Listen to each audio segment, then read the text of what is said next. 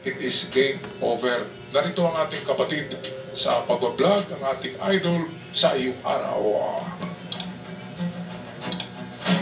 Grabe, hindi lang ang gobyerno ng Pilipinas ang kalaban ni FPRRD dahil nagsalita na ang United Nations at pinagkaisang bansa nagsama-sama laban kay FPRRD. Ang tanong ay, game over na ba talaga sa dating Pangulo? Lagot na. Lagot na. Halika, atin itong pag-usapan. Okay, maraming salamat nga pala sa courtesy video sa iyong araw. Ngayon, atin muna sagutin yung tanong ni ka-vlogger, game over na nga ba? Naku, sa tingin ko, matagal ng game over yan. Ngayon nga lang, talagang officially game over kasi nariyan na sa ICC, sa courtroom si Digong. At well, ano bang nakikita natin dito? Bakit nagagalit ang UN? Pati kasi UN, pinagmura ni Digong noong 2018 nang siya isakdal ng ICC. Pati ang ICC, pinagmumura niya. Kaya itong babae, si Mac Mallard yata yun, spokesperson ng UN ngayon, ay galit sa kanya. Noon pa, galit na ang mga taga-UN, taga-ICC, dahil pinagmumura sila at hindi sila pinapasok sa ating bansa. Dahil napaka-wise ni Digong napakatuso, wise na tuso.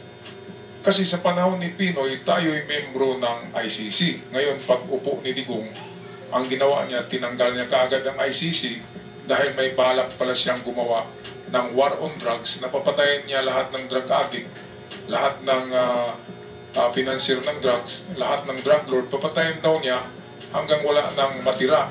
Bakit nandyan ba yung anak niya? Di ba? So ito, patuloy tayo sa ating balita galing sa iyong araw. It's essential that the next steps with respect to Mr. Duterte are undertaken in full accordance with the law, including applicable international human rights obligations of the Philippines. And we do stress the importance of protecting victims and witnesses and preventing reprisals and retributions of any kind as this important process moves forward. The families of those affected have shown great courage in pursuing justice over many years, and it is crucial that they are protected as this process moves forward. Ayun. Kising Pilipinas, kung akala mong tapos na ang laban, magkakamali ka. Ang pinakbuhan noon, ngayon ay hahabulin na. Pero paano kung hindi ng isa, kundi ang buong mundo ang tumindig para sa hustisya? Hawak na ngayon, pero sino ang sumunod na target? Isang bombang balita ang lumanig sa Pilipinas. Balikan natin yung tanong, sino ang susunod na target? Ito dito. Sino ang sumunod na target? Ay walang iba kung yung nasa cover natin si Bato. Makinta pang ulo, laging nagsisip, wala namang buhok. Si Bato talaga ay pangalawa yan sa listahan ng ICC at ng Interpol. Kaya nga nagtago si Bato, hindi nagpapakita. Akala kasi ni Bato na aarestuhin din siya. Pero naka-schedule yan Ibang araw, ibang buwan ang pag-aresto kay Bato at hindi isasabay kay Digong. Yan ang sabi ni Trillanes. Si Trillanes ang talagang nag-ano niyan. Napagagaling ni Trillanes. Akala ko ay baliw yan na aso. Yan pala ay magandang ano pala yan. Mabuting tao pala yan si Trillanes. Siya yung kasama ni, tinatawag ko yan sila ng mga The Dragon Slayer.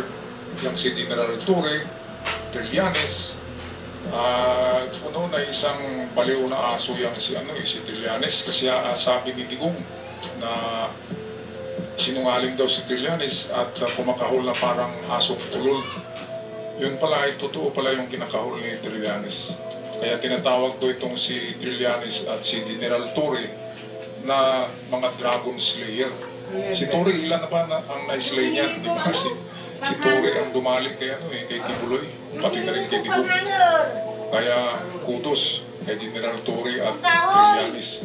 At sa yung mga witness, sila Matubato at Las Cañas, matatapang ng mga tao. Balik tayo kaya sa iyong araw. Ang sumunod na target, isang bombang balita ang lumanig sa Pilipinas. Patay ka ba to? Alam natin na ang dating makapangyarihang presidente ng ating bansa na si Rodrigo Duterte ay inaresto matapos lumapag mula sa Hong Kong. Hindi ito basta-basta haka-haka. Dahil nakita naman natin at sinubaybayan natin kung anong nangyari sa dating Pangulo. Ayon sa United Nations Human Rights Chief Spokesperson Ravina Shamdasani, matagal nang dokumentado ang severe human rights impacts ng war on drugs ng dating Pangulong Rodrigo Duterte. Kung noon una ay puro babala lang, ngayon ay iba na. Hindi lang isa, hindi lang dalawa, kundi ang buong pwersa ng pandaigdigang batas ang hangga kay Duterte. Hindi lang ang Pilipinas, kundi ang halos buo ng United Nations. Kabilang na dito ang mga malalakas na bansa katulad ng Amerika, sa Europa, Canada, at napakarami pang bansa. Hindi na ito teorya, ito na ay isang realidad. Matagal ang tinatanong, may kinatatakutan ba ang dating Pangulong Duterte? Meron. Ito ang sanhi ng kung bakit pilit nilang pinababa si PBBM. Pinabagsak nila kasi nagiging Vice President na si Sara Duterte. Ngayon sa nakita nila, Vice Presidente na. Kapag may impeach si PBBM, kapag matanggal, ay automatic na VP Sara ang magiging presidente. Kaya ang ginawa nila ng kanilang playbook ay gagawa sila ng mga istorya katulad ng pulburon video, ng bangag video, at kung ano-ano pang issue, mga air polycol. At sa ngayon yung 25 budget na issue na walang katotohanan, yan ang kanilang playbook para si Inday Sara ang uupo. At kung si Sara na ang uupo pagka-presidente, ay ang kaso ni Digong sa ICC. Alam kasi ni Digong na matindi talaga ang kanyang kaso at hatulan talaga siya ng International Court at Global Court at ng UN. Kaya ang pilit nilang pinababa, pabagsakin si BBM, yan talaga ang playbook nila. Saan ko ba yan narinig? Sa aking puting diwindi na kaibigan. Diba? Kung si Maharlika Puljatira ay mayroong puting ahas, mas reliable yung ating source. Kasi diwindi, yung sa kanya ahas lang. Yung diwindi ko na puti ay nakapagsalita yun eh. Ang ahas ay di ba wala. Hissing lang, gumaganon lang, di ba? Ngayon yung playbook nila ay hindi nasunod ang script, hindi natupad, hindi natanggal si PBBM. Kaya ang kinakatakutan talaga ni Digong, ito talaga itong ICC. Dahil 2018 pa ay hinatulan na siya ng ICC ng verdict. Meron akong video niyan. Kasi hindi mapasok ang Pilipinas noon. Ang ICC ay gumawa na lang ng kanilang verdict sa kanilang courtroom kahit wala si Digong. Defendants Duterte and all other defendants are guilty. And all other defendants are guilty for crimes against humanity. At meron ng warrant of arrest yang si Digong 2018 pa. Kaya nga lang hindi makapag-serve ang Interpol at ang ICC dahil sa hindi pinapapasok ni Digong. Grabe tong taong to. Sabi nga ni Trillanes, huwag kayong maawa dyan. Dahil yan ay monster. Monster yan. Grabe. Yan ay Godzilla. Okay, balik tayo sa iyong araw.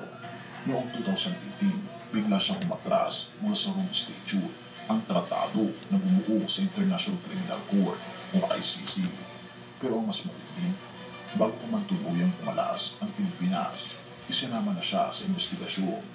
November 2011 pa lang, nakapagtala na ng mga kaso ng crimes against humanity laban sa kanya. At ngayon, wala nang atrasan. Pero hindi lang basta si Duterte ang inaresto. Ang tanong ng marami, sino ang susunod? Si Bato. Isang pahiwatig na hustisya o simula ng mas matinding laban. Hindi na may tago ng dating United Nations Special Rapporteur na si Agnes Callamard ang kanyang tuwa. Matagal na niyang binabati ko si Duterte pero hindi siya basta nagtiwang para sa sarili. Ang sabi niya, hopeful sign daw ito para sa mga biktima. Isang malaking tagumpay daw, hindi lang sa Pilipinas, kundi sa international law mismo. Pero may isang bagay na hindi pa natatapos. The ICC investigation covers only some of the crimes committed over the past decade. Ano ang ibig sabihin nito? Simple lang, hindi lang si Duterte ang posibleng makasuhan. May mga pangalan pang lumulutang, may mga lider at opisyal na hindi pa natatawag sa korte at kumakalat na ang listahan. Kung si Duterte nga ay naipit na, paano pa ang iba? Ayon sa ulat, Philippine authorities dapat ay magbigay ng buong kooperasyon sa ICC. kung magkakaroon ng karagdagang arrest warrants laban sa iba pang dati at kasalukuyang opisyal. Wala nang lusot, pero para sa mga kumakalaban sa mga Duterte, ito ay isang pagdiriwang. Naku ba to, naku ba to? Huwag ka nang manood ba to ng YouTube, huwag ka nang manood ng Facebook.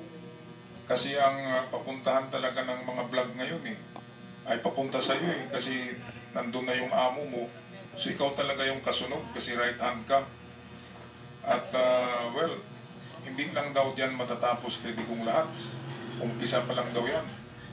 Sabi dito sa ating balita. At sunod-sunod na daw naaarestuhin ng mga kasama sa planong ito. Well, itong ICC, mga kababayan, ay talagang galit ito sa human rights. Kung politiko lang ang ating politika lang pag-usapan natin, kung ang awayan ay politika, hindi sila nakikialam dyan.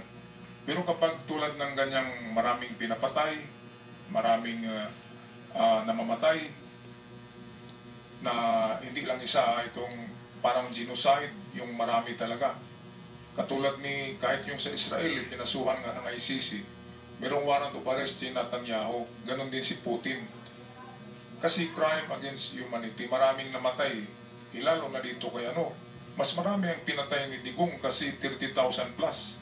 Doon ang namatay sa Israel, ilang lan ba, di ba? Nasa 3,000 yata. Sa Hamas, ganun din. Hindi umabot ng 30,000 pero dito kay Digong, grabe talaga. Manumano ang paggawa ni Digong Manumano yung pagpatay sa mga tao. Yeah. Hindi katulad sa Israel na gumagamit sila ng missiles, mga bomba sa Russia, ganun din. Kaya mas matindi itong kay Digong. Kasi iniisa-isa manumano Pinapasok yung mga bahay, manumano talaga. Sinira ang mga pintuan at kung may lalaki sa loob ng bahay, pinagbabaril. Yan dahil sa utos ni Digong at utos din, execution na utos nitong si Bato de la Rosa. Kaya yung kaso ni Digong, ang magnitude niyan, ang bigat niyan, ay kasing bigat din ang magnitude na kaso ni Bato. Kasi siya yung nasa execution, siya yung nag-execute. Yung mga tauhan ni Bato ay may kaso din yon at susunod na yun.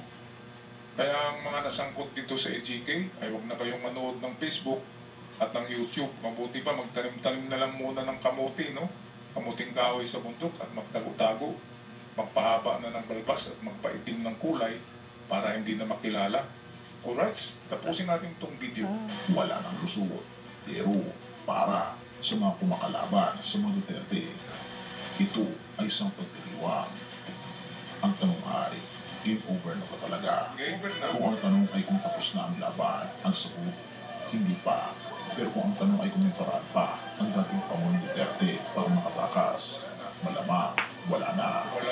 Habang may mga umaalma at nagsasabing political persecution lang ito, mas marami ang nagsasabing ito ang matagal nang hinihintay ng mga pamilyang nahuli na ng gera kontra droga. At kung totoo ngang patuloy ang kaso, maaaring hindi lang si Duterte ang makakaharap sa ICC. Pero paano kung may mas malaki pang revelasyon na darating? Okay, meron nga. Alam yan ni Trillanes. Si Trillanes kasi ang naglilista diyan ng kung sinong arestuhin. Kaya eto, kudos kay Trillanes. Job well done para dito sa pagkasolve ng kaso na ito na genocide. Napakalaking magnitude ng masakir, ng killing. Mas marami pang namatay sa giyera sa Israel at Russia, di ba? Namatay sa atin 30,000, hindi gumamit ng Bombay, manumano lang, pinagbabaril. Grabe. Okay lang kung giyera, di ba? Katulad sa Ukraine na mayroong mamatay kasi giyera.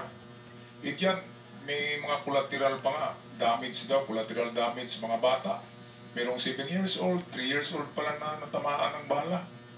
Kasi habang niyayakap ng magulang yung anak, pinagbabaril yung magulang, nandun pa yung anak na kayakap Kaya grabe talaga.